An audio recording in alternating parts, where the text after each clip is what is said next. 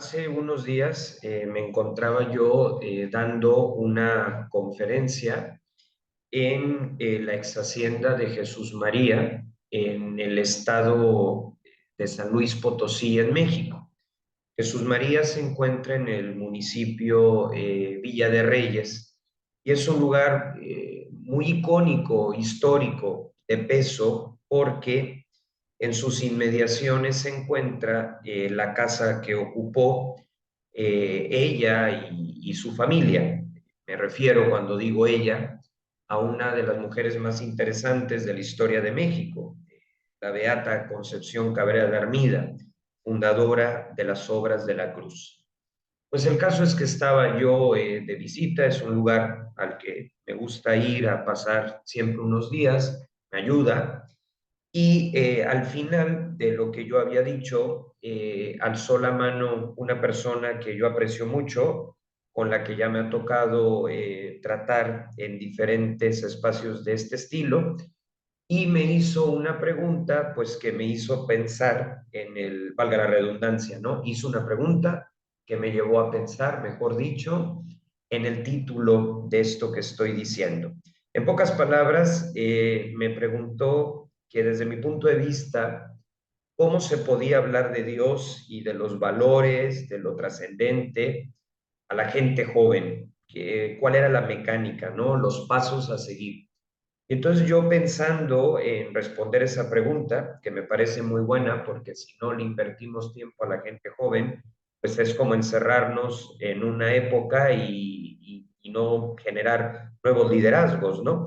Entonces yo le dije esto y ahora lo retomo: hablar primero a la razón y luego a lo interior, a lo afectivo. A ver, a ti, cuando te invitan a dar una plática en un bachillerato o en una universidad, no puedes llegar directamente a la cuestión sentimental, ¿no? De las emociones. Durante mucho tiempo se ha creído que esa es la mejor estrategia desde el punto de vista de la oratoria o de los resultados. Pero yo estoy en contra, y la experiencia me ha enseñado que primero hay que hablar a la razón, porque la mente es la aduana de todo lo demás. O sea, nuestro cerebro está diseñado para funcionar como semáforo rojo, amarillo o verde, de acuerdo a lo que nos digan, a lo que nos propongan. Entonces, si yo llego con un auditorio de cualquier edad, pero especialmente si son jóvenes, y me pongo a cantarles una canción de retiro religioso, con respeto para el retiro, porque bueno, la música no es algo malo, pero si yo llego cantando una especie de aleluya antes de decir buenos días, aunque la palabra aleluya es muy significativa para nosotros, hay que explicarle en su contexto. Si yo llego dando el guitarrazo, por decirlo de alguna manera, pues lógicamente van a decir que es más de lo mismo, y pues eso no responde a las dudas existenciales que muchos de ellos traen. Conseguiré trabajo, encontraré con quién casarme, qué voy a hacer con mi vida, la cosa está difícil, cuáles son las alternativas.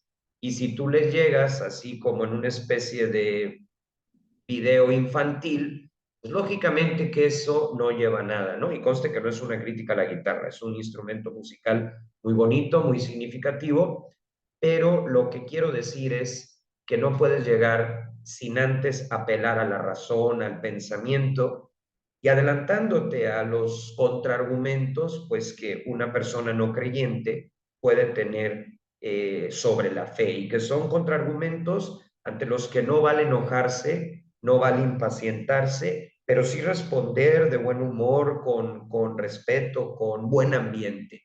Lo podríamos resumir que para poder llegar a un público joven, yo siempre digo esto: empieza con los argumentos de Santo Tomás. Estos te van a permitir hablar a la razón, pasar a través de esa aduana que es la mente humana y en donde se necesita profesionalismo y calidad para pasar, y termina con los pensamientos de San Agustín, quien tenía una gran habilidad para hablar al interior, a la afectividad, a los sentimientos y a las emociones, y no porque le faltara rigor intelectual, sino porque sus pensamientos van más hacia el día a día, mientras que los de Santo Tomás pues son los principios que acompañan o iluminan el día a día. Yo pongo un ejemplo. La última vez que me tocó hablar frente a un auditorio de bachillerato, pues el tema era la espiritualidad de la cruz, ¿no? Que dentro de la fe católica es uno de los caminos que existe. Pero antes de hablar sobre espiritualidad de la cruz, que apunta más a lo interior, a la dimensión afectiva, que lógicamente todos tenemos que trabajar, pues dije, primero les voy a explicar las 5 vías de Santo Tomás, porque así si me estoy encontrando con un auditorio agnóstico o un auditorio ateo y que no me espanta que lo sea, incluso se me hace hasta más interesante porque te reta a esforzarte más, pues ya de entrada doy respuesta a esa alta probabilidad que me vaya a encontrar.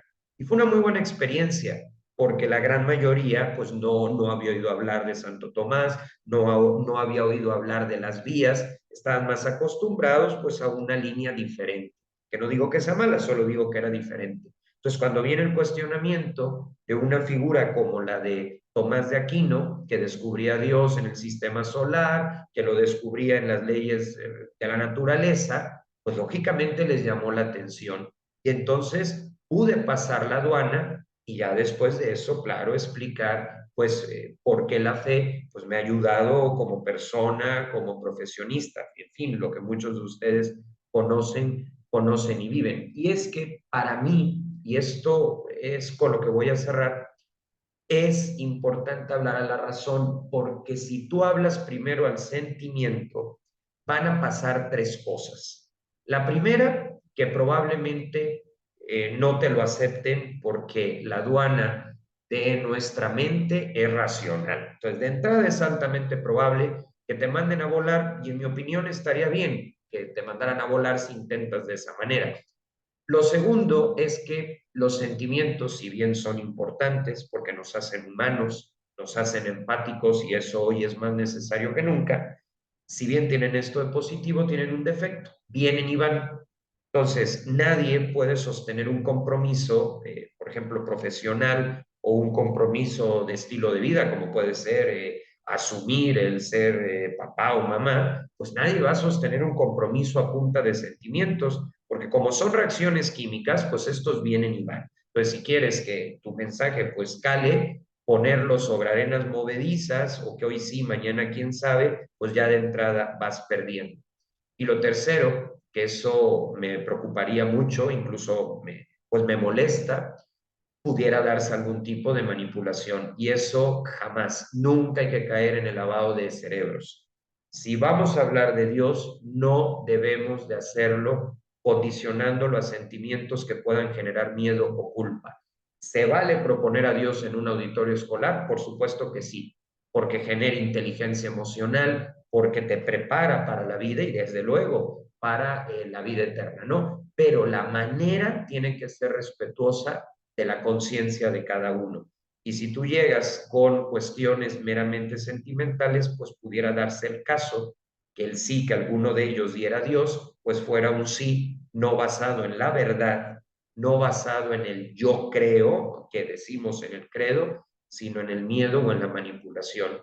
Y Jesús se oponía a todo esto. Entonces, si él se oponía, pues con mayor razón nosotros. Así que primero a la razón, asumir sus preguntas, sus inquietudes, sus comentarios, sus aplausos y sus críticas. Ser capaces de decir, la fe no es una tontería, no es algo del pasado, no es algo ñoño, no, la fe tiene fundamento, la fe no está peleada con la ciencia, la fe ha generado personas como un Pascal, como un Tomás de Aquino, como un Hildegarda von Bingen, como una Edith Stein y muchos otros que fueron capaces de descubrir, pues en esta maravilla que es la ciencia, ¿no? Y los avances, a Dios. Y ya después que se haya roto el cascarón, digámoslo así, de la duda, incluso el conflicto, entonces sí, a lo interior, al qué es quién soy, qué siento, cómo me siento, ¿no? Cómo me gustaría ser, qué decisiones tomar, esa parte ya interior que es muy importante y que cierra el círculo de una buena presentación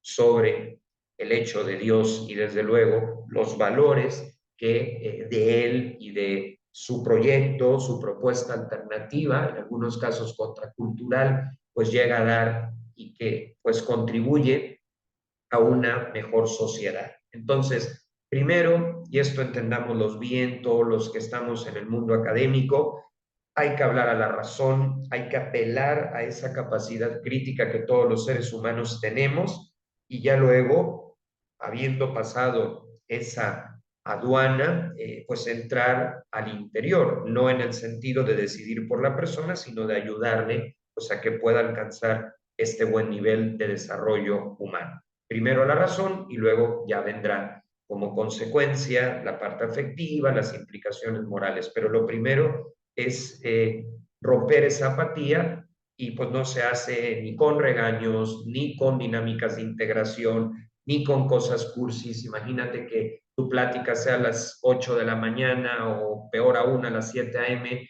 y que les pongas a hacer equipos cuando no tienen ganas ni de abrir los ojos, pues eso lo único que hace es que no te queden ganas de hablar del tema. En cambio, cuando pues consideras la disposición del público, cuando consideras la hora, el clima, todo, y hablas primero a la razón, pues siempre habrá un efecto positivo, pero al mismo tiempo libre y al final de cuentas bien balanceado y exitoso en estos puntos.